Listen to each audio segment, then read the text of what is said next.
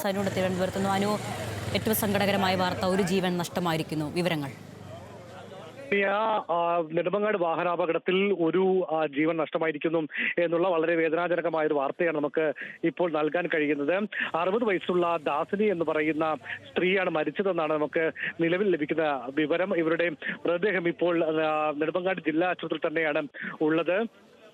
നേരത്തെ പ്രിയ എന്ന് പറയുന്ന സ്ത്രീക്കാണ്, 40 വയസ്സുള്ള പ്രിയ എന്ന് പറയുന്ന സ്ത്രീക്കാണ് തലയ്ക്ക് പരിക്കേറ്റവരെ തിരുവനന്തപുരം മെഡിക്കൽ കോളേജ് ആശുപത്രിയിലേക്ക് മാറ്റിയിട്ടുള്ളത്. പക്ഷേ ഈ അപകടത്തിൽ തന്നെ പരിക്കേറ്റ ദാസിനി എന്ന് പറയുന്ന 60 വയസ്സുള്ള സ്ത്രീയുടെ മരണം ഇപ്പോൾ നമുക്ക് സ്ഥിരീകരിക്കാൻ കഴിയുന്നുണ്ട്. വളരെ വേദനാജനകമായ ഒരു വാർത്ത.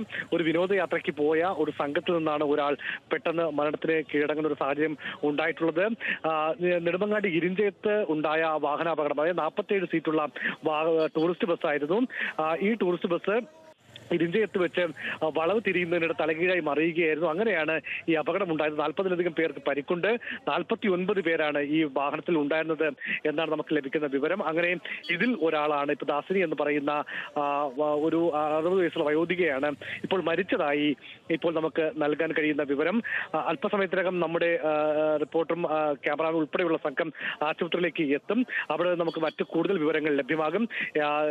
ഏകദേശം 1 മണിക്കൂർ മുമ്പാണ് ഇങ്ങനെ ഒരു അപകടം തിരുവനന്തപുരം നെടുമങ്ങാട് ഇരിഞ്ചയത്ത് ഉണ്ടായിരിക്കുന്നത്. വളരെ വേദനാജനകമായ സംഭവമാണ്. സംസ്ഥാനത്ത് വളരെയധികം വാഹനാപകടങ്ങൾ ഈ കഴിഞ്ഞ ദിവസങ്ങളിലൊക്കെ റിപ്പോർട്ട് ചെയ്തിരുന്നു. അതിന്റെ ഏറ്റവും ഒടുവിലാണ് ഇങ്ങനെ ഒരു വലിയൊരു ടൂറിസ്റ്റ് ബസ് തന്നെ തലകീഴായി മറിയുകയും നിരവധി പേർക്ക് പരിക്കേൽക്കുകയും അതിൽ ഒരു ജീവൻ നഷ്ടപ്പെടുകയും ചെയ്ത ദാരുണമായ സംഭവം ഉണ്ടായിരിക്കുന്നത്. അരുണ്യ, അതാണ് നെടുമങ്ങാട് വാഹനാപകടവുമായി ബന്ധപ്പെട്ട ഏറ്റവും പുതിയ വിവരങ്ങൾ നൽകുകയായിരുന്നു VS അനു. അപകടത്തിൽ ഒരു ജീവൻ നഷ്ടമായിരിക്കുന്നു. 60 വയസ്സുള്ള ദാസിനി എന്നയാളാണ് മരിച്ചത്.